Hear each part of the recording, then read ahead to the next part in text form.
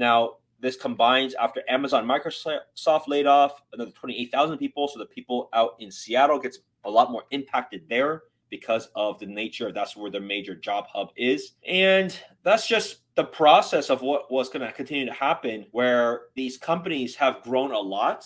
Now, to make no mistake, they still make a lot of money. Google made their layoff this week. They laid off 12,000 people, but they're trying to continue to be more profitable, show investors that they are responsible of their money, and go through this process of cutting tens of thousands of people at a time. On one hand, you see this, right? You see this 12,000 people cut, which is a lot of people. Now, it's certainly across the globe. So a lot of people get impacted. It's not just the Bay Area.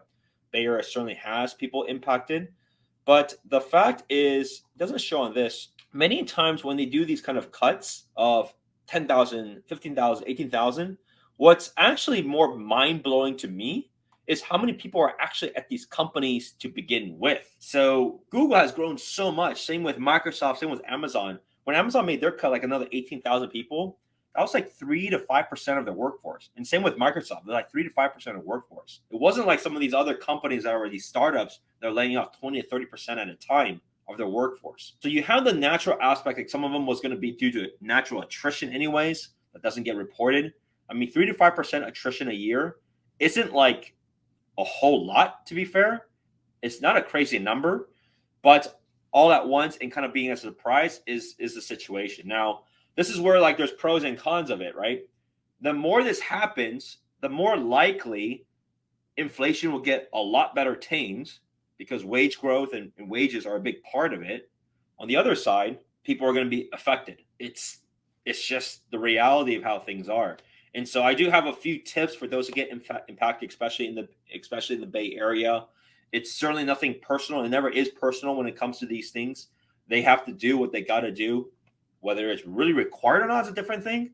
It's not like they're bleeding money, but at the end of the day, they all report to shareholders and to investors. And so take this as an opportunity to rest up. It's certainly good to, a lot of people have been working a lot, and it's good to be able to spend some more time with your family, with your friends, especially after the holidays. It's good to catch up. There's that aspect of things. There's also the aspect of maybe relearning or learning some new skills, right? Some of the things like Chat GPT has been incredibly interesting. And so those are new opportunities to be able to see like how those can ultimately impact or improve what you're already doing. So those are some opportunities to spend some more time in. The other thing, maybe pick up some more sports, do some health and fitness. I personally play tennis. You can go pick up tennis, pick up golf. Those are good activities.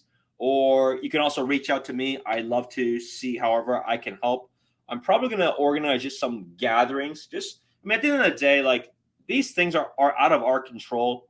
And there's so many things that are positives of this world. And so I may just have like different happy hour kind of things that for those that may be impacted, just to get people together.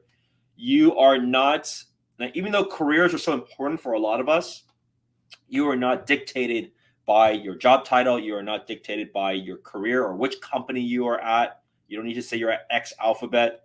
Like people are all nice people working hard, doing what they can for their families. So I'm going to be organizing some gatherings too, just for people to get together, have opportunities to network, seeing what opportunities are out there. Because at the end of the day, there is going to be a lot of really interesting projects and things that will take shape when we look back at it.